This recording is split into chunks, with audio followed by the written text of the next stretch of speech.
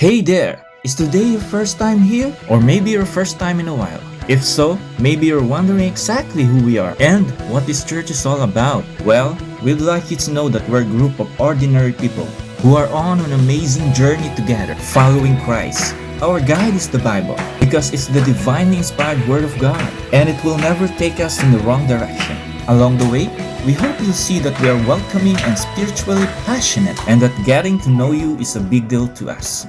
We know that the road is rough sometimes, but we'll work really hard to bring you practical and relevant messages to equip and encourage you through life's ups and downs. We want you to know that we care about this community, and we believe that it's our job to make it a better place. So, no matter who you are or where you've been, we're glad you are with us today, and we hope that you'll join us in our journey, following Christ and living out His plan for us. So, welcome to church.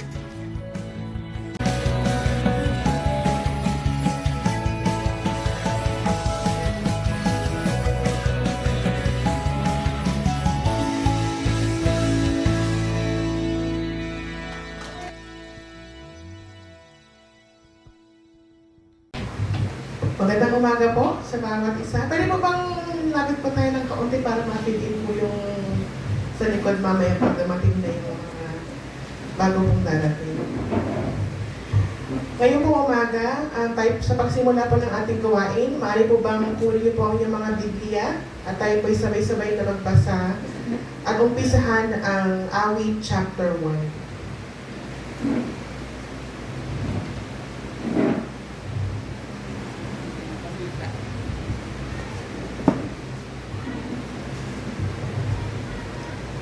Kung hawak nyo na po, pwede po kayo sumabay sa screen. Verse 1. Ang tunay na kaganapan, verse 1. Mapalad ang taong hindi nakikinig sa payo ng masama at hindi sumusunod sa masama nilang halimbawa. Hindi siya nakikisama sa mga kumukutya at hindi nakikisangkot sa gawaing masama. Kayo po, verse 2. Sa halip, kalisyan niya sumunod sa kausahan ng Yahweh. Binubulay-bulay niya sa araw at gabi. Katulad niya ay punong kahoy sa tabi ng isang batisan. Laging sariwa ang dahon at namumunga sa takdang panahon. Ano man ang kanyang gawin, siya ay nagtatagumpay. Hindi gayon ang sino mang gumagawa ng masama. Ito ay tulad ng iba, ang hangin ang siyang nagtatangay. Sa araw ng paghuhukom, parusa niya ay nakalaan. Siya ay ihihiwalay sa grupo ng mga banal. Kayo po, verse 6. Sa taong matamatay si Yahweh ang mapatnubay, ngunit ang taong masama, kapahamakan ang hantungan. Purihin ang Diyos sa pagkabasa ng kanyang mga salita.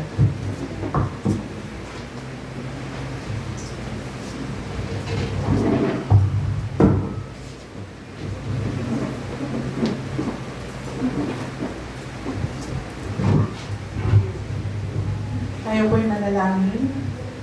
Heavenly Father, salamat po sa araw na ito. Lord God, thank you Jesus sa napakabuti mo, Panginoon, na pagsama mo sa amin sa araw-araw. Muli, Panginoon, nandito kami upang Lord, pasalamatan ka. At Lord God, ikaw ay purihin, Panginoon, sa lahat ng ginawa mo sa aming buhay. O Diyos, sa mga sanggaling ito, Lord, ikita mo, Panginoon, kung ano yung mga laman ng aming mga puso at isipan.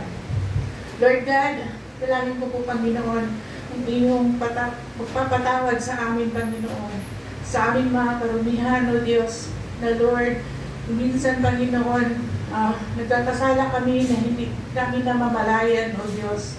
Lord God, patawad din po, Panginoon, dahil Lord, Lord, kung minsan inuuna namin ng mga bagay-bagay na hindi, Lord, na walang kabuluhan, Panginoon. Panginoong Diyos, tinataas ko po ang bawat isa na naririto. Panginoon, humihiling po kami ng gabay, ng patnubay, O Diyos. Lord God, dalangin po namin na inyong banal na Espiritu ay pumuno, Panginoon, ng lugar na ito, O Diyos. Lord God, samahan mo kami, Panginoon. At Lord God, dalangin ko po, Panginoon, Lord, yung mga kapatiran na, Lord, hindi pa nakakarating dito, O Diyos. Lord God, Samahan mo samahan mo sila, Panginoon, sa bawat hakbang ng kanilang pagpunta dito, O Diyos. Lord, ipaalala mo muli, Panginoon, na ang araw na ito ay para lamang sa inyo, O Diyos. Lord God, sa aming pag-uumpisa, Lord, samahan mo ang bawat isa, lalo-lalo na, Panginoon, yung magpapaawit, O Diyos. Kilala mo ang buhay niya, Panginoon. Lord God, bigyan mo siya, Panginoon, ng Lord, ng katatagan, ng kalusugan, Panginoon, ng Lord na maglingkod pa sa inyo, Panginoon, na magkaroon pa ng commitment, O Diyos, na patuloy, Panginoon, na magpagamit sa inyo, O Diyos. At kami, Panginoon, ay Lord, turuan mo, Panginoon, na magpuri, na hindi nahihiya, Panginoon, hindi namin tinitingnan ang aming mga katabi. O Diyos, gamitin mo ang aming mga labi, ang aming mga tinig, Lord, na purihin ka, Panginoon. At Lord God, sa aming pagkikinig ng iyong mga salita, O Diyos, kasihan mo ang aming Pastora Nina, Panginoon. Lord God, salamat po sa buhay niya. Dahil Lord God, na kahit meron po siyang nararamdaman sa kanyang katawan, hindi po siya komportable na bumilos, Panginoon. Pero Panginoon, nagpapagamit pa rin siya sa inyo. Kaya Lord God, dalahin ko po ang kanyang complete na kalusugan, Panginoon. Ipuin mo siya, Panginoon, mula ulo hanggang paa, O Diyos. At bigyan mo pa siya, Panginoon, ng maraming taon, Panginoon, sa kanyang buhay. Salamat po sa kanyang buhay, O Diyos. Lord God, sa aming, Lord, pagbibigay naman, Panginoon, ihanda mo ang bawat, Lord, mga puso namin, na hindi po, Lord, maghihinayang, Panginoon, dahil, Lord, ang pagbibigay, Panginoon, ay nararapat lamang dahil lahat ng na nakakamtan namin, Panginoon, ay nanggagaling sa inyo. Kaya, Lord, salamat po sa kabutihan mo. Hindi mo kami kinulang, Panginoon. Hindi man masagana, Panginoon, pero, Lord, ang iyong katapatan ay sapat, Panginoon, sa araw-araw. Kaya, Lord, salamat po. At Lord, muli, tinataas ko po ang mga kapatiran namin na wala pa rito. Lord God, sana, Panginoon, maalala nila na ikaw ang dapat unahin sa araw na ito. Thank you, Lord God. Purihin ka, Panginoon, sa aming buhay. Samahan mo kami, Panginoon, sa aming pagpupuri sa inyo, Panginoon, at maluwalhati ka, O Diyos. Salamat po sa inyong anak, Panginoon, na Lord, na ginagamit mo, Panginoon, upang kami, Panginoon, ay samahan. At inyong banal na Espiritu, Panginoon, ay, Lord, maramdaman namin, Panginoon, sa lugar na ito.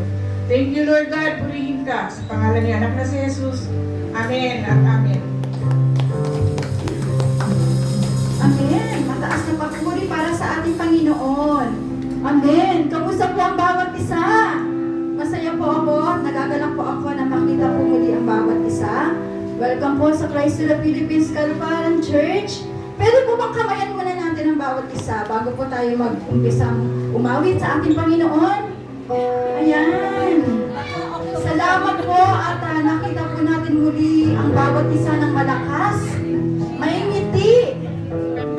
Dahil yan sa biyaya ng ating Panginoon.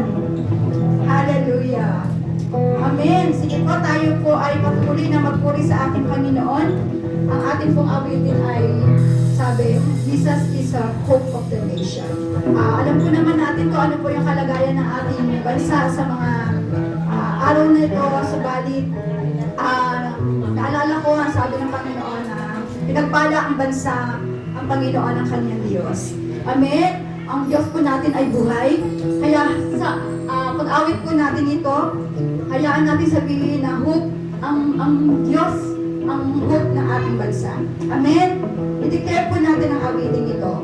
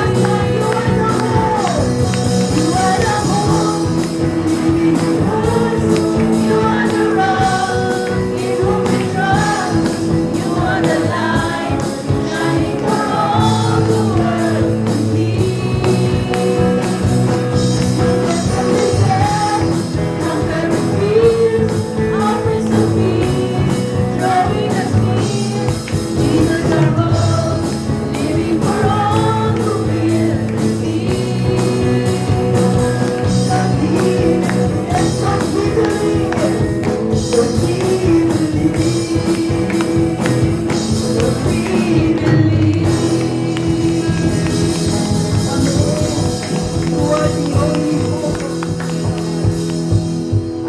Hallelujah. Hear our praises, O God.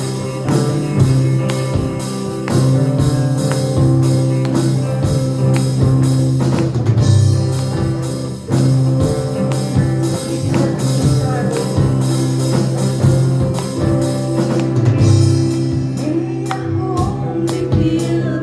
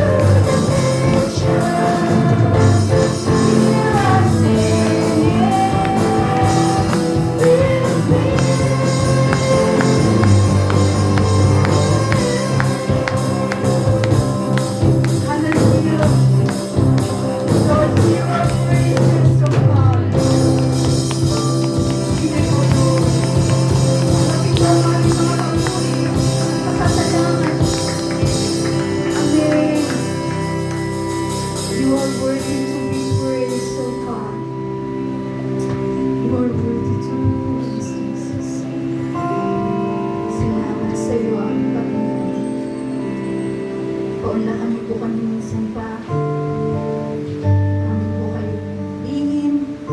Pasalamatan, Panginoon. Ilalangin kung ano ka sa buhay namin. You are holy. You are holy, Lord.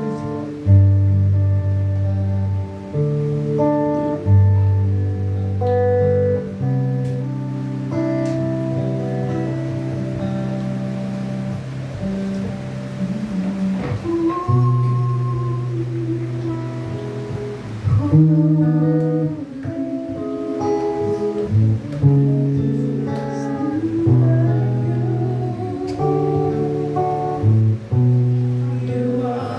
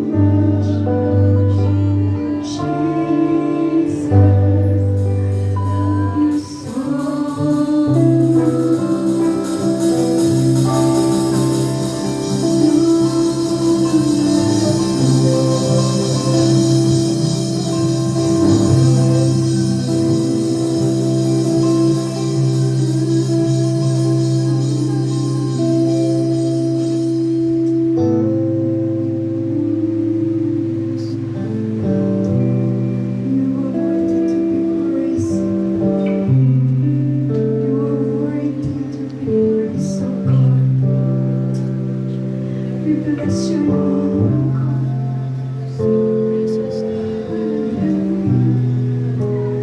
Let's our worship today is worthy to be praised.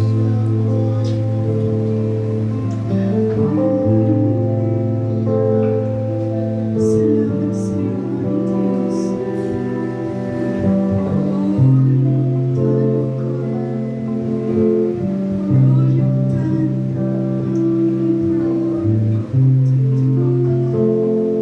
We thank you so much. Salamat sa iyo, kapitan, Panginoon. Salamat sa pag-ibig mo, Panginoon. Salamat sa mga pagpapala mo, Diyos. Salamat sa iyo, Panginoon. You are more than enough, oh God. You are more than enough. Kulang ang mga salita namin, Panginoon, para pangiti kung gaano ka kabuti sa amin, Panginoon, at kung gaano ka kadakila sa amin.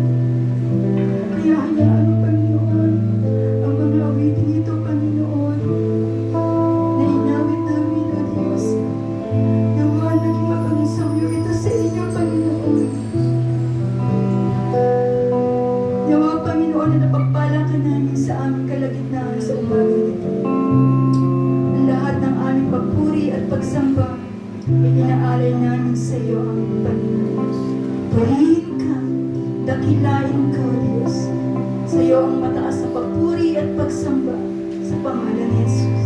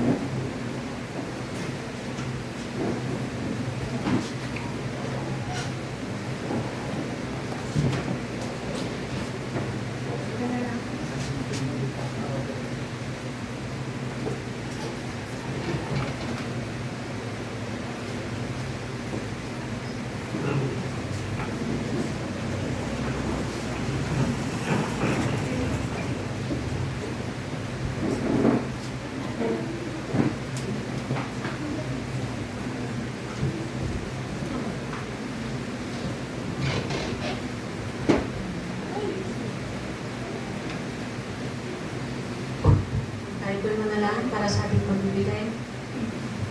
Panginoon, maraming salamat sa umagang to, Lord God, na muli kami ay narito, Panginoon, sa iyong tahanan, Lord God. We thank you, Panginoon, sa nagdaang linggo, Panginoon, na nag-uumako ang mga biyaya, Panginoon, sa aming buhay, Lord God. Gaano man ito kaliit o kalaki, Panginoon. Maraming salamat, Lord God. Salamat, Panginoon, sa kalakasan mo, Lord, sa kalakasan na ipinagkakalob mo, Panginoon, sa buhay ng bawat isa, Lord God. Salamat, Lord God, sa mga hanap buhay, Panginoon, sa mga negosyo, Panginoon, na meron kami, Panginoon, sa talento, Panginoon, na binibigay mo sa amin, Panginoon, upang kami ay makapag-provide, Panginoon, hindi lang sa aming pamilya, Lord God, kundi kami para makapagbigay din, Panginoon, sa aming simbahan, Lord God. Panginoon, alam namin, Lord God, na hindi mo tinitingnan, Panginoon, hindi ito halaga, Lord God, kundi tinitingnan mo, Panginoon, ang puso ng bawat isang nagbibigay, Lord God. Nawa, Panginoon, ang aming mga kaloob na ito, Panginoon, ay maging kagalakan para sa iyo, Lord God.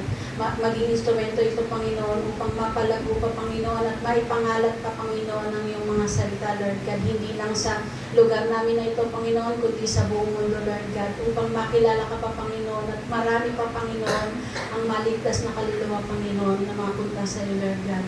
We thank you, Panginoon, sa mga sa trabaho, Lord God, sa mga ipinapanalangin pa namin trabaho, Lord God, na ipagkakaloob mo sa amin, Panginoon. I-declare na namin, Panginoon, ang mga biyaya, Panginoon, na nanggagaling sa iyo, Lord God.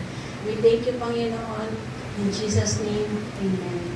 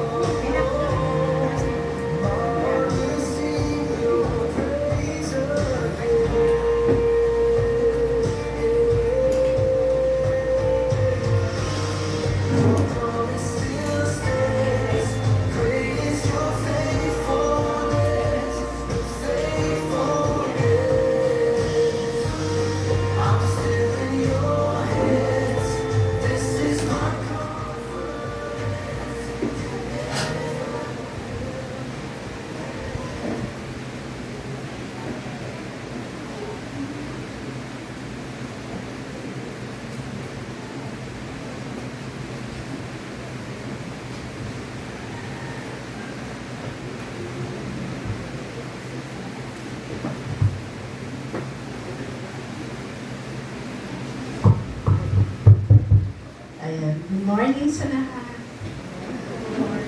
So, purihin po ang Panginoon. At last week na ng ating month of July. At next ay August na. So, ngayon po yung pinakahuli na message for hope for the nation. Hindi hope of the nation, hope for the nation. Okay. So, it is the church God-given responsibility in times of national need. So, konting background lang bakit tayo ay nagkaroon ng ganitong preaching series, ano? Kung makita nyo special ito, hindi ito usual natin ginagawa.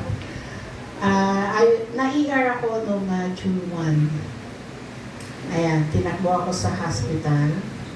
And since then, ay series of punta doon, balik dito. So, salamat sa Panginoon. Kaya buong kung tutusin yung June ay hindi talaga ako nag-preach. Uma-attend lang ako ng church. Pero nakaalala nyo, nung ating anniversary, nag-preach ako. Ayun, dahil yun ay anniversary, ano, sa ating 32nd ba? Yung ating anniversary. Nung nasa balik ako ng karamdaman, nakahiga ako, I was able to mag-browse ng FB news, yung mga news. And di ba, sa katutak na mga issues na nagaganap, even before pa ng June. I was touched by God then. Nanalangin ako para sa ating bansa. Then, right there, after that, binigay sa akin ng Lord ito. Kaya, nakapag-compose ako, nakita ko na itong July ay why not for the nation yung ating maging series. Na nakakalimutan ito kadalasan ng church.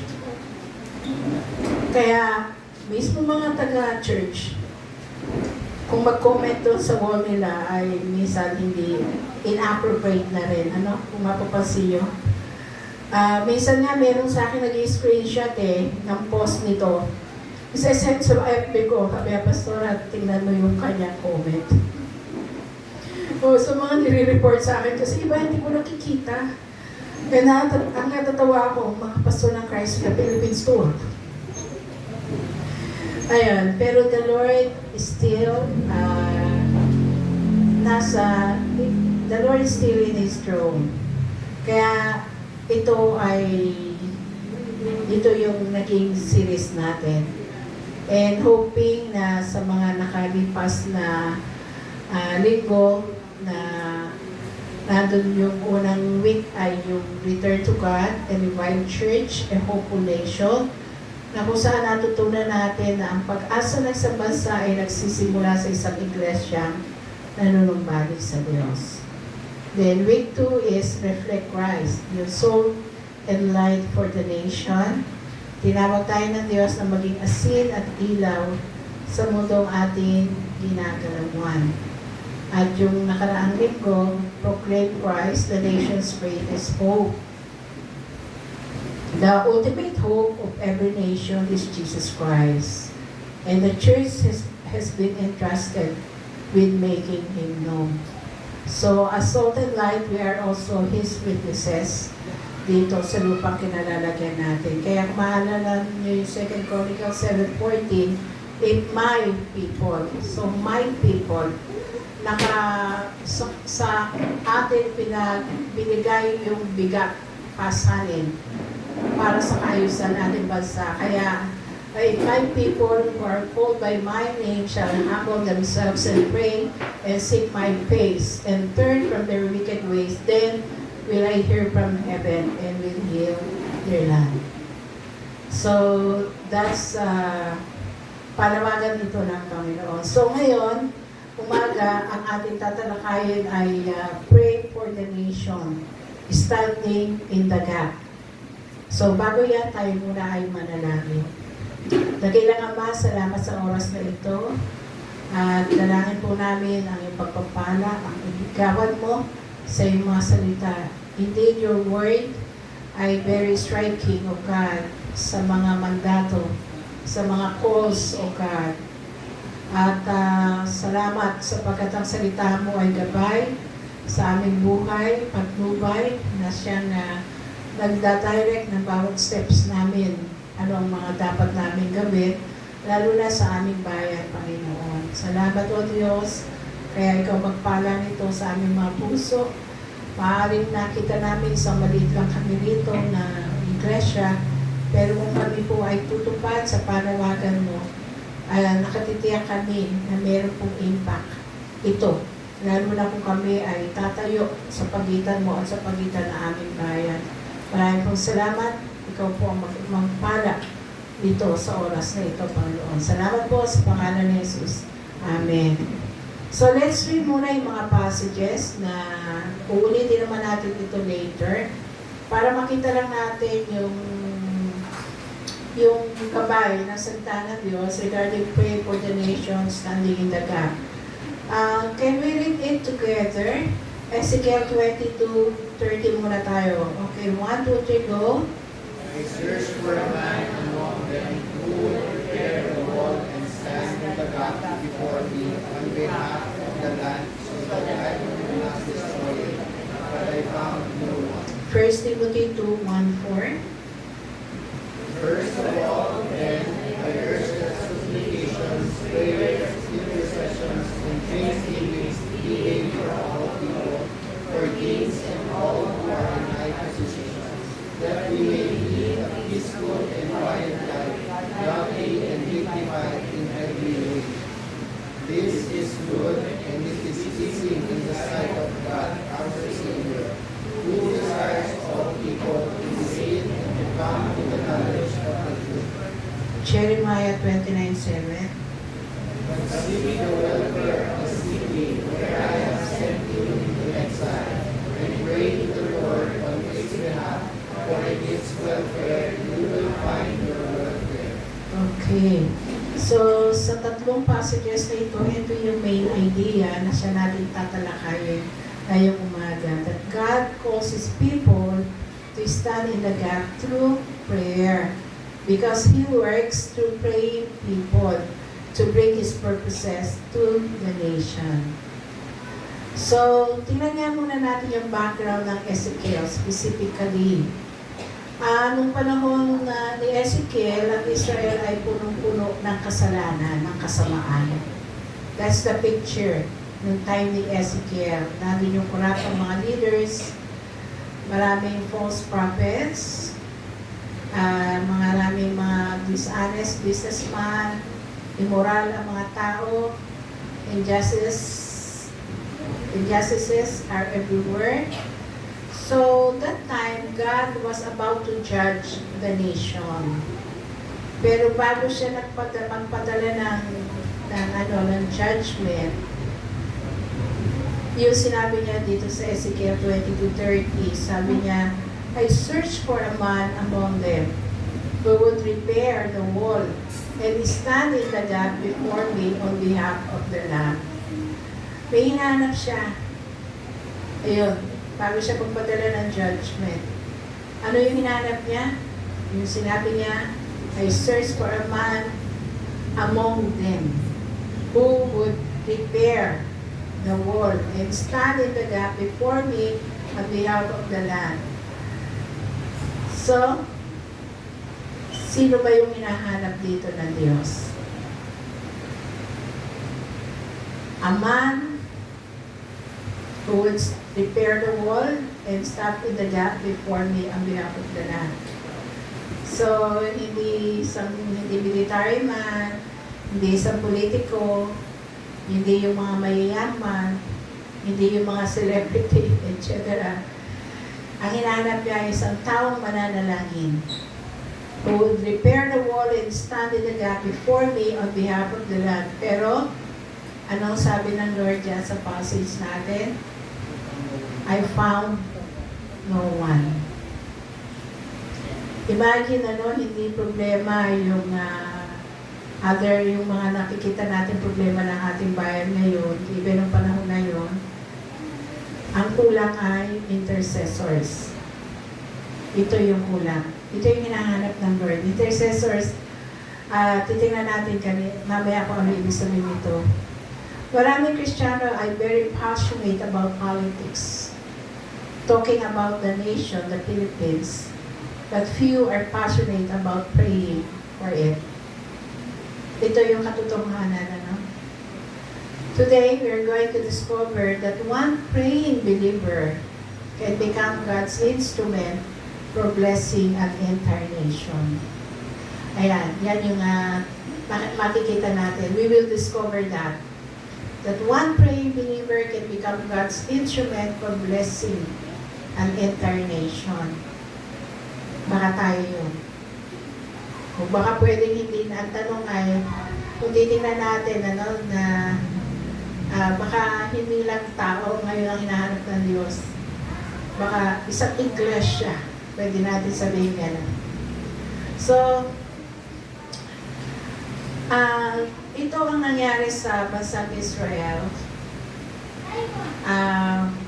na naghahanap siya ng isang intercessor pero wala natagpuan. Kaya ngayong umaga, tatanungin natin yung kwento dito. Paano tayo magiging tao, people who stand in the gap para sa ating bansa Pilipinas? So let's begin it. Okay, point number 1. Ito ang dapat natin gawin. Stand before God for the nation. God is looking for us to stand before God for the nation. God is looking for people who will stand in the gap. Yun yung kanina, patuloy na sinasabi, I search for a man who will stand in the gap before me on behalf of the land. Ang layunin, ang sabi, so that I will not destroy it. Ganyan yung Lord, hindi siya magpapadala agad ng judgment. Mamaya, mas ma-appreciate po natin ito. Pero nakakalungkot, I found no one. At katulad ng sinabi ko na sa inyo kanina, si Ezekiel ng panahon na yun ay nagre-record sa pinakamadilim na panahon ng bayang Israel. Punong-puno ng korupsyon, kurap ang mga pari. Hindi mo mga pari, hindi tapat ang mga prophets, inaabuso ng mga pinuno ang kanilang kapangyarihan, pinaapi ng mayayaman ang mga mahihirap, wala nang hustisya na nagaganap, lumalala ang karahasan, at ang pagsamba sa Diyos-Diyosan ay rampant, normal na lamang ito. Kinamumuhian nyo ng Diyos. So, parang familiar sa panahon na natin ngayon, pagtitingnan natin, pagkakahabi sa mga nangyayari sa kapanahon na natin ngayon. Pero, katulad ng mga preaching ng mga nakalipas, tandaan natin, ang problema noon ay hindi lang political crisis, Mas malalim pa roon ang problema. At ito yung spiritual crisis. Ang puso ng mga tao ay malayo na sa Diyos. Kaya pati ang buong bansa ay naapektuhan. Kaya nga, God looked for one thing, not a better king, not a stronger army, not a better economy, but He searched for one person who would stand in the gap. Ngayon, let's define what does stand in the gap mean? Para mas maunawaan natin ito. Noong unang panahon, ang mga pader ng isang lungsod ang nagsisilbing proteksyon ng lahat ng naroon sa loob. May picture ako dyan na ininagay. Kapag may umaataking kaaway, ang unang hinahanap nila ay yung mga bitak o silang bahagi ng pader. May opening. Ayun. Yan, katulad na nakikita natin sa picture. Ganyan yung larawan. Kapag may butas o gap, mas madaling makakapasok ang mga kaaway. At malalagay sa panganib ang buong lungsod. Kaya sino mang handang tumayo sa gap ay nagiging tagapagtanggol ng bayan. So, yan ang kahulugan noon. To stand in the gap meant that a brave soldier would literally position himself in that opening to stop the enemy until the wall could be repaired. He became the city's protector. Naalala niyo yung kay Joshua. Si Joshua ba yung umikot ng daily, tapos 7, nung ika-7 ay ilang ikot, then sumigaw sila, ay nawasak ang lungsod, nakapasok sila sa Jericho ba yun? Jericho. The walls of Jericho. So, ang mga walls doon sa Jerusalem ay kayang tumakbo ang karwahe. Ganon siya kalapat. Kaya protection talaga siya. Ganon, imagine nyo. Kaya yung butas na yan ang bago pumasok yung kaaway, may magmamatsyag niya. Titignan yung mga butas kung saan may opening. At doon sila papasok. So, kaya napakahalaga nito. So, what does it mean spiritually? God uses this picture as a metaphor. The gap represents the spiritual and moral brokenness of a nation. That is sin, injustice, idolatry, corruption, and rebellion against God. Notice the phrase before me on behalf of the land. Ayan, pansinin po natin yan. Kasi the person standing in the gap was acting as an intercessors. In behalf of the land, yung intercessors ang tumatayo, standing between a holy God and a sinful people pleading for mercy. Yan yung work ng isang intercessor. Sa context ng Israel, ng Ezekiel, di ba, sabi natin, yun nandun sila sa malalim, yung deep spiritual decline. Nandun yung corruption among leaders, yung mga priests, dinidishonor na yung law ng Lord, yung mga prophets, mga false na, they speak lies. Ayun, the people practice violence and idolatry. And then, from there, God is looking for someone. He's looking for someone who would faithfully call the people back to Him. Naalala niyo si, anong pangalan nito sa New Testament? John the Baptist, preparing the way. Parang sumisigaw siya, repent, for the kingdom of God is near. Parang ganun ang magiging isang intercessor, hindi lang siya nananalangin, may act siyang ginagawa. At doon din si Elijah, si Prophet Nathan, minsan sinesend ng Lord ang mga ito para talagang to speak forth the word of God. So, ayun, pero anong sabi ng Diyos? Tragically, I found no one.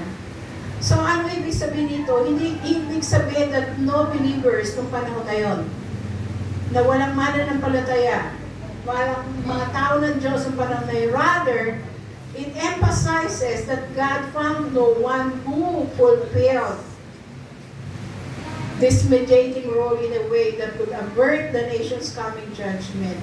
Walang willing. May mga Kristiyano pero hindi willing. Kasi may price to be paid. So ngayon, sa ating mga Kristiyano of today, paano kaya pwedeng maganap ito? Paano? Tingnan natin, standing in the gap today means praying faithfully for our nation, leaders, churches, and communities. Another, living a holy life that reflects God's character. Na pag nakasama na natin yung mga tao sa labas, madi-differentiate ba tayo ang Kristiyano? Madi-differentiate ba the way we live, the way we talk, the way we think, the way we act? Pag na-mix tayo sa mga unchurch. Ayun. Number 3, speaking biblical truth with love and courage. Sa mga kapitbahay nyo, we could speak for the word of God with love and courage. Na hindi tayo holier than thou. Pwede natin sabihin, gusto mo ipanalangin kita, sumasagot ang Diyos sa panalangin. O kaya sabihin nyo yung mga salita ng Diyos kahit hindi kayo mag-cite ng verse. Tandaan nyo, there's power in the Word of God. Ayan. Number 4, serving as peacemakers and agents of reconciliation where there is brokenness. We have the ministry of reconciliation.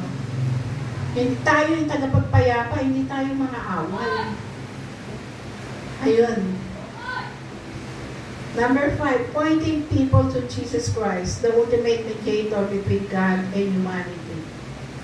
Take note of this, the greater one who stood in the gap is none other than the Lord Jesus Christ.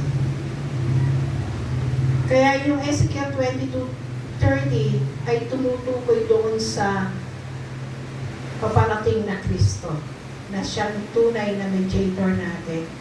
Di ba siya yung great high priest na binanggit sa Hebrew?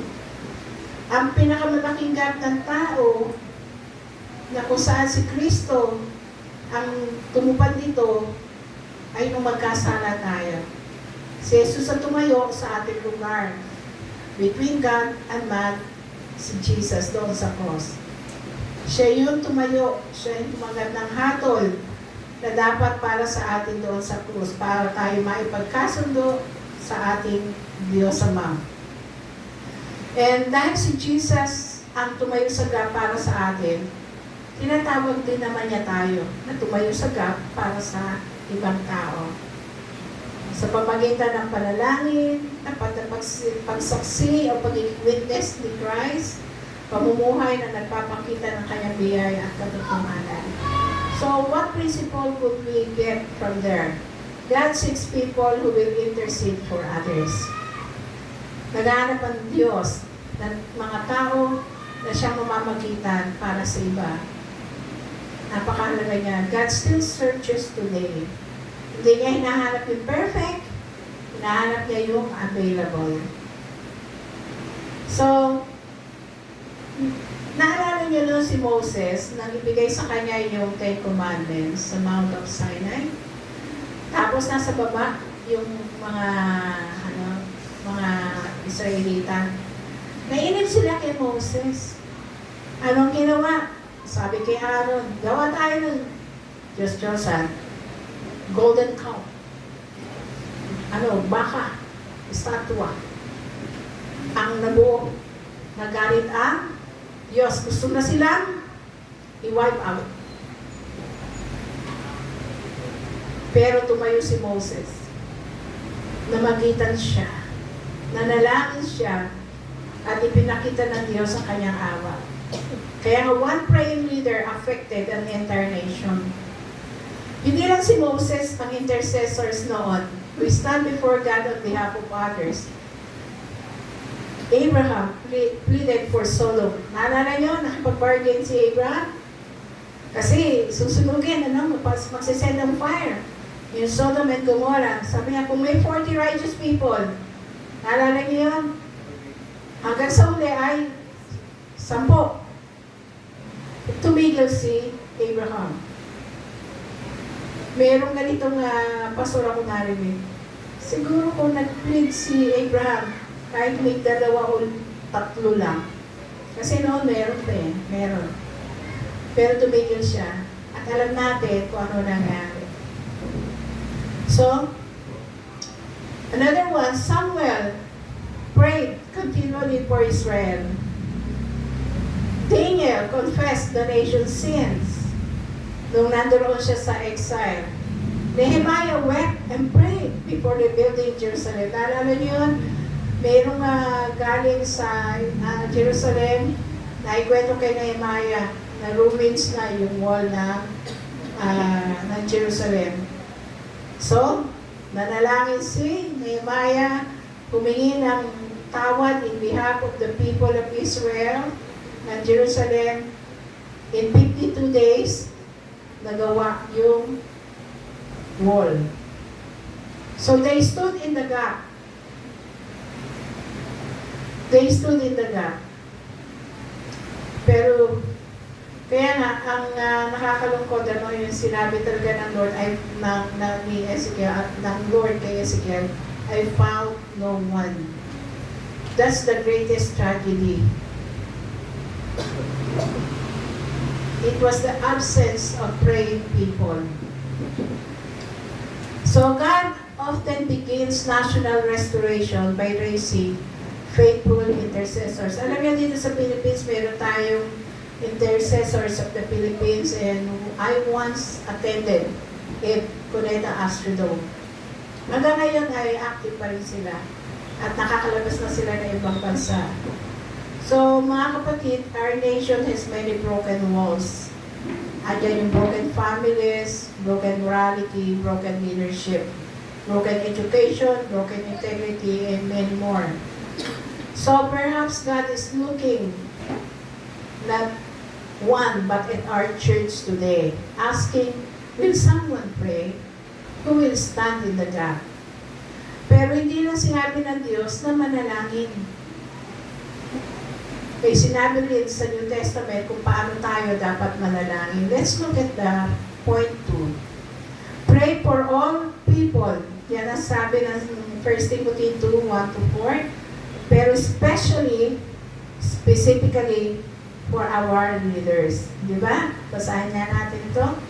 First of all then, I urge that supplications, prayers, intercessions, and thanksgiving be made for all people, for kings and all who are in high positions, that we may lead a peaceful and quiet life, godly and dignified in every way. This is good and it is pleasing in the sight of God our Savior, who desires all people to be saved and to come to the knowledge of the truth. Okay. Ang sabi po ni Paul kay Timothy, first of all, pray. Manalangin kayo. At hindi lang basta panalangin. Tingnan niyo po, may 4 na uri na binanggit dito, o klase o pamamaraan ng pananalangin. Tingnan po natin. Una, supplications. Ito yung mga direct natin kahilingan sa Diyos. Yung mga tiyak, mention, specific. Supplications. Prayers, pangkalahatang pakikipag-ugnayan o pagsamba sa Diyos. Intercessions, paglapit sa Diyos para sa kapakanan ng iba. Ito yung intercessions. And 4, thanksgivings. Nananalangin ka na may pagpapasalamat sa Diyos kahit sa gitna ng mahirap na sitwasyon.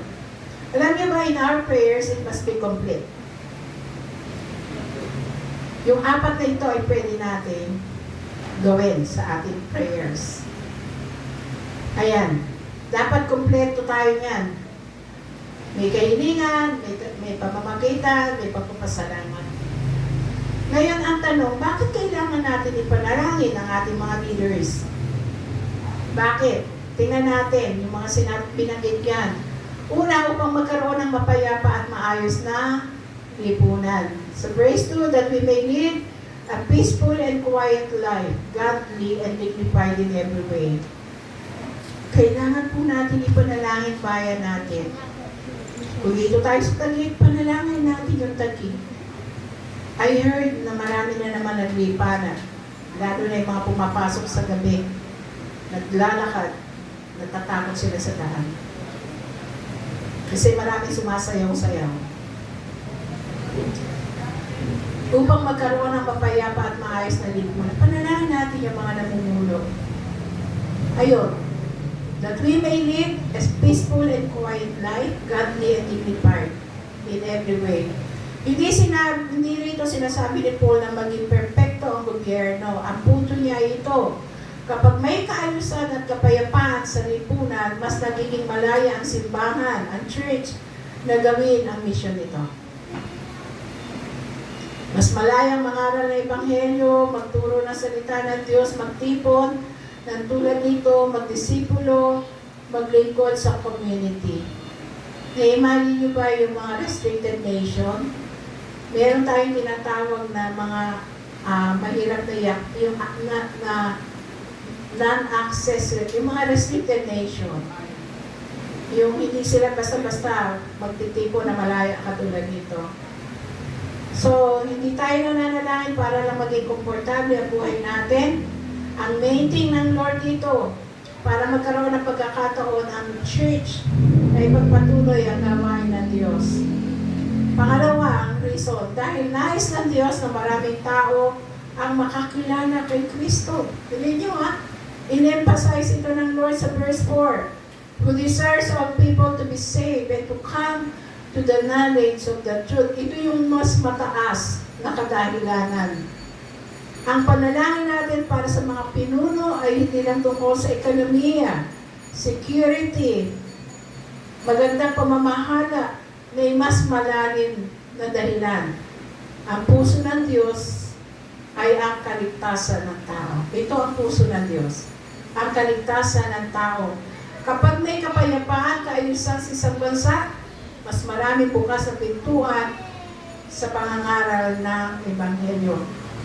Kaya ang ating panalangin para sa gobyerno ay hindi hiwalay sa Great Commission na iniwan ng Diyos sa atin.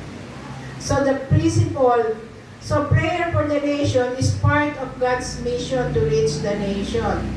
So the principle here is, we pray for our leaders not because we agree with everything they do, no, but because God commands us to, and because He desires people to be saved. Diba sabi niya, ba't ko siya ipapanalangin? Kurang siya, immoral siya. Pero, mga kapatid, ano man ang gawin natin, maapektuhan tayo sa anumang desisyon na gagawin ng mga pinuno natin. Tama ba? Ayan. Parang eto, pag sumakay ka sa aeroplano, kilala niyo ba yung piloto? Alam niyo ba kung salbahe siya o hindi siya salbahe? Ayan, hindi natin alam. Pero habang ikaw ay nasa aeroplano, nakasakay ka, hindi mo maiwasan hindi ka manalangin.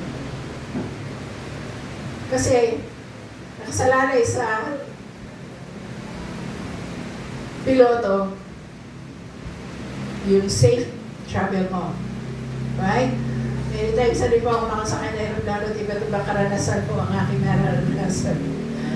Yung pinakamatindi po kong naranasan ay yung huli, nung pumunta ako ng US, kasabay si Pastor Johnny pa uwi. There was a time na biglang, may mga tinatawag kasi na ano talaga doon, minsan ay baku-baku yung turbulence, pero matindi yung nangyari sa amin, biglang bagsak yung aeroplano.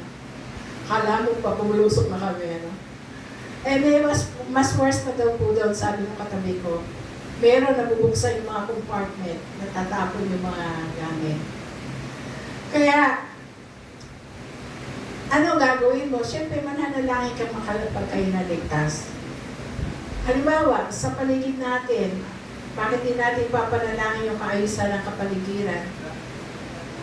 Kahit nandun pa sa malayo doon yung may sunog na apartment, pag hindi natin pinanalangin na tumulong doon, mag-report, madadama yung bahay natin. Right? Kaya, ganoon din po sa ating mga pinuno. Ang kanilang mga desisyon ay merong effect sa bawat pamilya, paaralan, negosyo, simbahan, sa kinabukasan ng ating bayan. Kaya pag nananalangin ako talaga I pray for everyone para sa kapakanan na nakakaani at hindi mga selfish ambition ang iserve nila. Kaya bilang mga Kristyano, mas pinipili natin manalangin, kaysa magalit at mamagitan kaysa manisip. Tendency natin, naninisi tayo eh. Okay. Alam niyo po ba yung unang, yung isang biblical example dito, yung panahon ng early church? Nabuhay po sila sa ilalim ng pamumuno ni Emperor Nero. Si Emperor Nero isang pinunong kilala sa matinding pag-uusig sa mga Kristiyano. Pero hindi po sinabi ni Paul na huwag niyo silang ipanalangin. Sa halip, sinabi ni Paul, pray for kings and all who are in authority. At anong ginawa ng unang iglesia? Pinanalangin sila. Pero tuloy-tuloy pa rin silang nangaral, tuloy-tuloy silang naglingkod sa community. Hindi nila nabago yung Roman Empire sa pumuno ni Emperor Nero sa pamagitan ng rebellion. Binago nila ito sa pamagitan ng panalangin, katapatan ng Ebanghelyo at kapangyarihan ng Diyos. Naalala niyo si Daniel, di ba, na naiingit sa kanya yung iba dahil may paborito siya. At binawal yung panalangin at dapat ay luluhod doon sa ribulto. Pero hindi niya ginawa. So, pero niligtas siya ng Diyos at naging patotoo siya. Kaya lahat ay hindi pwedeng mag-disrespect sa Diyos ni Daniel. Mga kapatid, gusto niyo ng miracle, makikita niyo kung tatayo tayo sa truth. Kasi ang Diyos paling sa atin. Prayer preceded influence. Tandaan natin yan. So, ngayong linggo, why not maging intentional tayo sa ating panalangin? Panalangin natin ang ating presidente, vice-presidente, senators, Congress, governors, mayors, barangay officials, judges, police officers, armed forces, government employees. At higit sa lahat, ating ipanalangin yung kanilang kaligtasan at karunungan. Hindi lang ipanalangin yung mga decision making nila ay for the good of the people, Filipino people, kundi ipagdasal din natin yung kanilang mga puso. So meron ako nilagay dyan na 7-day prayer challenge. So hinihikain ko po ang bawat isa sa inyo, bawat pamilya sa ating simbahan na gawin dito sa loob ng susunod na 7 araw. Merong ganito na style minsan ng mga youth, kung tututbrush sila, doon sila magpe-pray, individual. So kung kayo naman, huli na po yung dinner nyo, pwede kayong while eating o before eating o after eating, tsaka kayo manalangin para sa ating bayan. So ayan, may mga naka-assign na prayer. Monday, government leaders. Tuesday, families. Wednesday, churches and pastors. Thursday, school teachers and students. Friday, police, military, healthcare, workers. Saturday, the lost and gospel. Outreach. Sunday, revival of the church and throughout the nation. So, we can do that. At yan panawagan ng Diyos sa atin. It's a command. So, kung sa 1 Timothy 2, tinuro ni Paul na ipanalangin natin ng lahat ng tao, lalo na mga namumuno, sa Jeremiah 29, makikita naman natin na kahit ang bayan ng Diyos ay nasa gitna ng isang paganong bansa, hindi niya bansa, naka-exile siya. Tinawag po rin sila ng Diyos na ipanalangin ang lugar kung saan sila inilagay. So, naalala niyo si Eka? Ano pangalan niya? Yung nasa Taiwan. Si Erika. So, sila ay nandun. They should pray for Taiwan. Yung mga nasa ibang lugar, kung saan sila nagtatrabaho, they should pray. May mga pamangkin po ako na nasa Qatar. Naalala niyo yung Middle East War? Ayun. Kaya yung panalangin, lahat sila ay may moment, di sila nag-work, nandun lang sila sa bahay-bahay. Di sila lumalabas. Kasi narinig nila yung mga missiles. So ako'y nakatabay sa report. May church din po tayo sa Qatar. Kaya yun yung mga moment na may mga communications. And we pray for them. So, kaya hindi lamang tayo tinawag na manalangin para sa ating mga pinuno, kundi hangarin din yung kapayapaan at kabubuti ng buong bansa. So this is the last point. Seek the welfare of the nation through prayer. Seek the welfare. Bakit po? Basahin po natin Jeremiah 29:7. But seek the welfare of the city, where I have sent you into exile. And pray to the Lord on its behalf, for in its welfare, you will find your welfare. Okay, bigla ko naalala yung sa Hebrews na patungkol naman to sa mga lingkod ng Diyos. Sabi sa mga church members, mag-submit kayo at sumunod sa mga namumuno sa inyo. Kasi, kung hindi nyo ito gagawin, woe unto you, kayo maapektuhan ito. Parang gano'n. Ganito rin po ito. Sa context ng Jeremiah 29:7, God's command Parang kakatuwa, parang surprising. Because the Israelites were living as exiles in Babylon, a pagan nation that had conquered them. Yet instead of telling them to hate Babylon or withdraw from it, God commanded them to become a blessing to Him. Tingnan natin, why does God tell His people to pray for the city, seek its peace, and seek its welfare? Bakit? Number 1, yan yung sabi ng Jeremiah 29:7, because God has sovereignly placed them there. The city where I have sent you. Sino nag-send sa kanila doon? Si Lord. Into exile. The exile was not an accident. Bakit sila naroon? God Himself had allowed and ordained it. Therefore, they were to be faithful where God had placed them. Naalala niyo nung isend yung parang si Joseph ay napunta sa Egypt? May intervention ng Diyos doon. Plano nilang patayin si Joseph pero hindi natuloy. And God intervened. Until such a time, kung hindi napunta doon si Joseph, di ba sabi ng salita ng Diyos doon, kung saan natin si Joseph nagpa-prosper? Yung household ni Potiphar. Potiphar nga ba yun? Yung inakusahan siya na nirape yung kanyang wife. Tapos nakulong siya. Pinrosper na naman ang Lord yung kulungan. Ayun. Pagkatapos, siya na namumulo doon kahit siya nakakulong. Then later, saan siya napunta? Doon na sa ano pangalan doon? Yung hari nila sa Egypto, Paraon, kay Pharaoh. So makikita po natin doon na talagang saan man tayo dali ng Lord, binibless tayo at i-bless din yung lugar natin. So, because God has sovereignly placed them there. So principle here, God calls us to be faithful wherever He places us. Kahit sa tayo dalhin.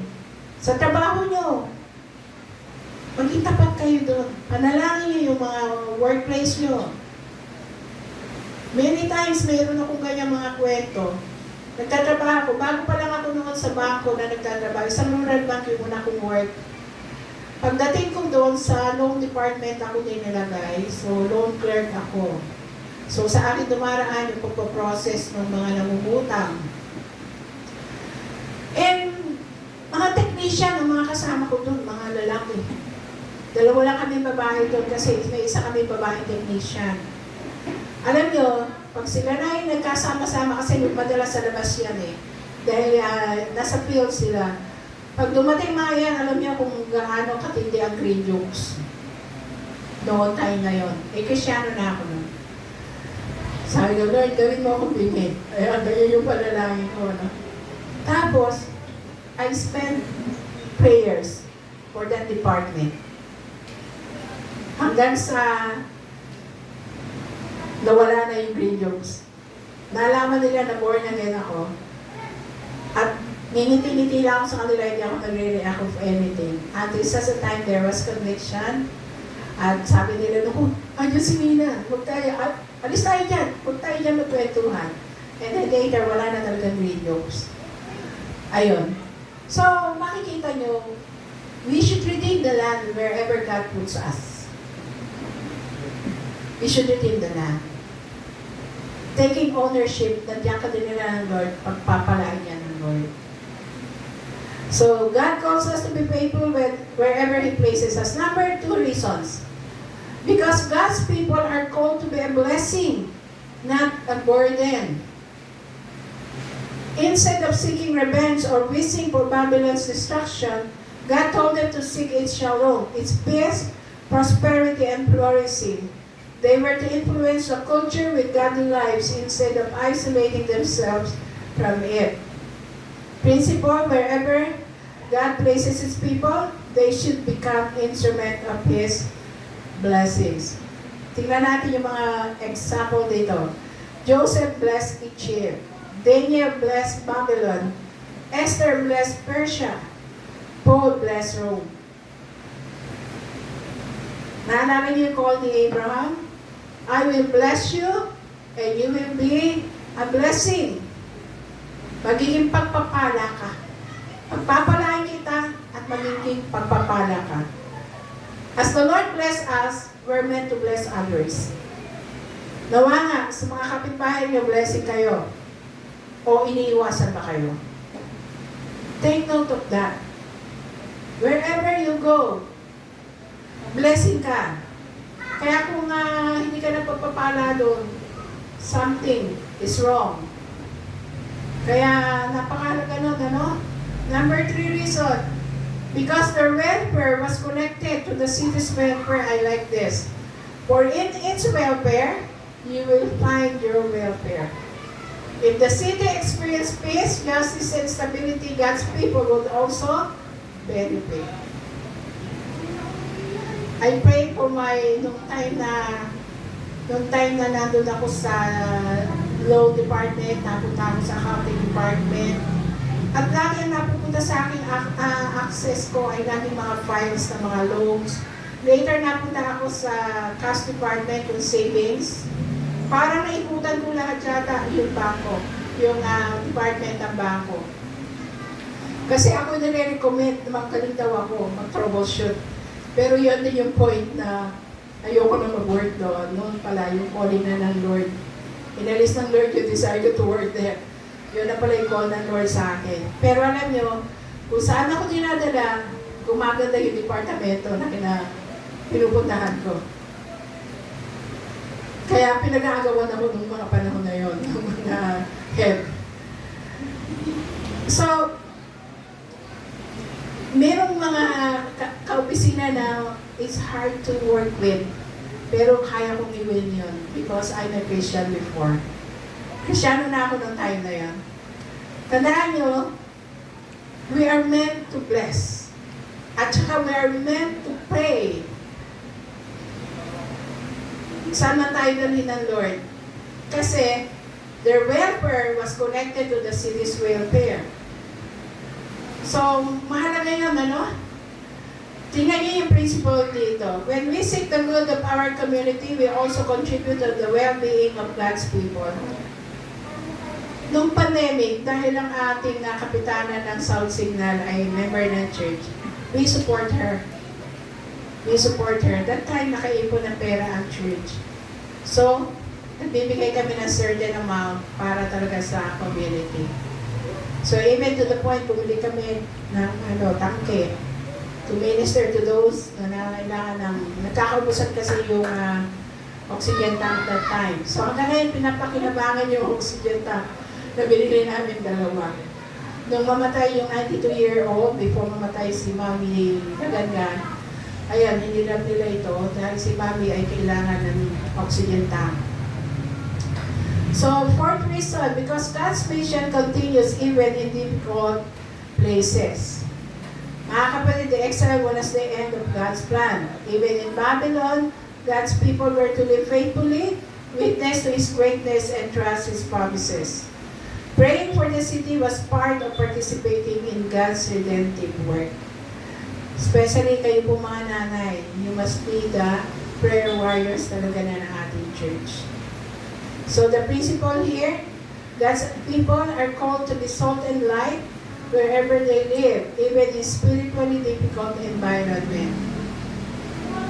So, as Christians in the Philippines, mga kapatid, God calls us to pray for our nation, seek peace instead of division, work for justice instead of corruption, bless our communities instead of merely criticizing them, share the gospel so that people may know Christ. And our ultimate hope is not in the government, but in God. Yet because God loves people and desires His purposes to be accomplished, He calls His church to pray for the nation and seek its welfare. When our communities flourish, the church has greater opportunities to serve, love, and proclaim the gospel. So, ngayong umaga, 3 talata yung ating pinag-aralan. Balikan po natin. Sa Ezekiel 22, nakita natin ang Diyos na naghahanap ng isang taong tatayo sa pagitan niya at ng bayan. Sa taong handang magitan sa panalangin, ngunit nakakalungkot nga, wala siyang natagpuan. Sa 1 Timothy chapter 2, hindi na naghahanap ang Diyos. Nag-uutos na siya. First of all, pray. Ipanalangin ang lahat ng tao, lalo na yung mga namumuno. Sapagkat ang puso ng Diyos ay ang kaligtasan ng mga tao. At sa Jeremiah 29, kahit nasa gitna ng isang paganong bansa ang kanyang bayan, sinabi ng Diyos, pray for the city, seek its peace, seek its welfare. Huwag maging bahagi ng problema, maging bahagi ng solusyon. Maging daluyan ng pagpapala sa lugar kung saan kayo inilagay ng Diyos. Lahat ng ito ay natuturo ng isang dakilang katotohanan sa umagang ito, that God works through praying people. So, hindi nangangahulugan na bawat panalangin ay magbabago agad ang isang bansa. Ngunit nangangahulugan ito na pinili ng Diyos na gamitin ang panalangin ng kanyang bayan bilang bahagi ng kanyang gawain sa mundo. Grabe yung ministeryo ng panalangin, ano? Kaya may question po ako dito. Ano po ba yung mahalagang, ano na nga ba nangyayari sa ating bansa? Pero alam niyo ba na ito ang mahalagang tanong? Ano ang ginagawa ko para sa aking bansa? Kapag tumingin ba ang Diyos sa ating simbahan, makakakita ba siya ng mga taong handang tumayo sa pagitan niya at ang bayan? Makakakita ba siya ng mga magulang na araw-araw na ipinapanalangin ang kanilang mga anak at ang susunod na henerasyon? Makakakita ba siya ng mga kabataang umiiyak para sa spiritual revival? Makakakita ba siya ng mga Kristiyanong mas mabilis lumuhod sa panalangin kaysa magreklamo sa social media? Makakakita ba siya sa iyo? So, bakit tayo dapat manalangin? Ano yung confidence natin why we need to pray? Walang iba kundi yung ating great high priest, si Jesus Christ. Ang Panginoong Jesus. Hindi lamang siya tumayo sa pagitan ng Diyos at ng tao. Siya yung naging tulay sa pagitan ng banal ng Diyos at ng makasalanan sa katauhan. Dahil sa Kanya, mayroon na tayong malayang paglapit sa trono ng biyaya. Kaya kapag tayo ay nananalangin para sa ating bansa, hindi tayo lumalapit sa Diyos dahil karapat-dapat tayo. Lumalapit tayo dahil si Kristo ang ating tagapamagitan. At hindi tayo nananalangin na parang wala tayong pag-asa. Nananalangin tayo sa Hari ng mga hari, ang Panginoon ng lahat ng bansa na may kapangyarihan magbago ng puso, magligtas ng tao, tuparin ang kanyang mga layunin. So, ang final challenge ko ngayong umaga, gawin natin yung panawagan ito ng Diyos. Huwag lang natin sabihin sana may tumayo para sa ating bansa. Alam niyo ba kung minsan, turo tayo ng turo, tayo ang tinatawag ng Diyos. Why not sabihin natin, Lord, gawin mo akong taong tatayo sa langit. Ayan. Kaya, ang panalangin natin ngayon ay simple, ngunit makapangyarihan. Imagine mo, if we miss prayer, we miss the blessings na ibibigay ng Diyos. Could you imagine that? If we miss to utter a prayer, we miss the blessing, yung tugon ng Diyos sa panalangin. Kasi ang Diyos ay nakikinig sa dalangin. Marami nga akong desire sa puso ko, a prayer in my heart. Hindi ko in-utter, kundi sa puso lang siya. Pero later, makikita ko na lang, answered prayer. The prayer is on the way. Bagamat wala ko sa aking kamay, pero may nag-message na sa akin. So, mga kapatid, sa umagang ito, can we pray this simple prayer? Na nandiyan sa... Can we read it together prayerfully? With conviction from our hearts. Okay, 1, 2, 3, go. Lord, here I am. We are looking for someone to stand in the gap. Let it be me. Gamitin mo ako upang mamagitan sa panalangin para sa aking pamilya, sa aking simbahan, at sa aking bansa. Hanggat may hininga ako, hindi ako titigil ay panalangin ang Pilipinas. Amen. Okay, this time, I want everyone to pray. Kung ano yung idinitikta ng Holy Spirit sa inyo concerning our nation, kanina may binigay akong 7-day challenge. Can we utter a prayer together today? Okay lang ba tayo sumigaw ng Panginoon, although hindi naman ganun kalakas. Ang ginagawa natin pagka may EG tayo. Okay? 1, 2, 3. Panginoon, Panginoon, Panginoon.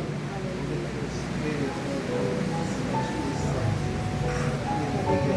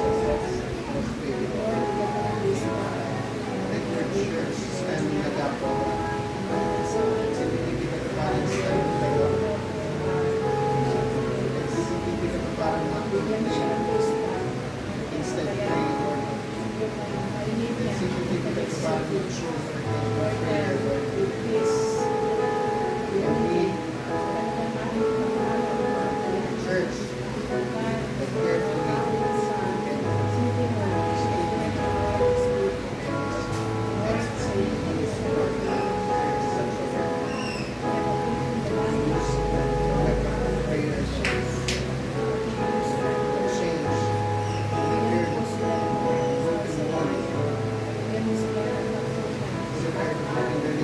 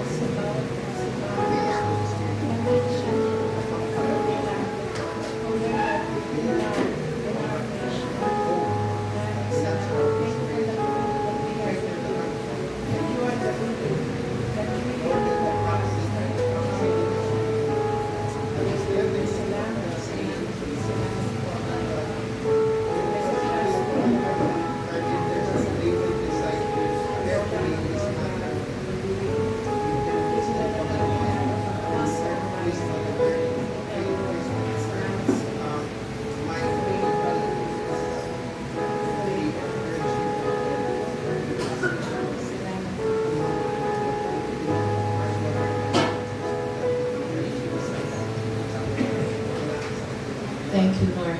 Maraming salamat na kina Diyos na nilid mo ang bawat hikbi, daing, panalangin ng iyong mga anak. Lord, just an utterance of a prayer for our nation. Ay ikaw ang nagsabi, Lord God, na you will hear from heaven and will heal our land. Lord, ikaw ang tunay na pag-asa ng ating bayan.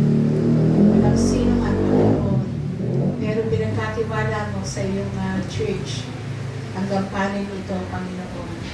Kaya nawa nga, Lord, raise up more intercessors in the Philippines. Raise up more intercessors for our nation in every church, O God, ng aming bayan. Maraming salamat. Nawa nga salita mo sa umagang ito ay nagpaalala sa amin na may tawag ka sa bawat isa sa amin na maging intercessor, especially for our nation. And we want to see, Lord, yung tugon mo sa mga panalangin ito, sa mga susunod na balita, sa susunod na mga panahon. Ama, marami pong salamat at hayaan mo po na sa umagang ito, sa aming pagtanaw na naman sa isang buong sanlinggo, nawa patuloy namin na sama-samang tanggapin ang kadakilaan ng iyong pag-ibig, aming Diyos Ama. Ang patuloy na biyaya, pangunguna mo, Panginoong Jesucristo, at ang patuloy na pagsama at paggabay mo, pag-iingat sa aming banal na Espiritu. Muli, binibigay namin sa iyo ng maingat ang lahat ng papuri, lahat ng pasalamat sa matamis na pangalan ni Jesus. Amen and amen. God bless everyone. Ayan. Ayan. Pwede na po tayong tumayo at magbatihan sa isa't isa. Kami po ay pupunta ng Fairland 10:30.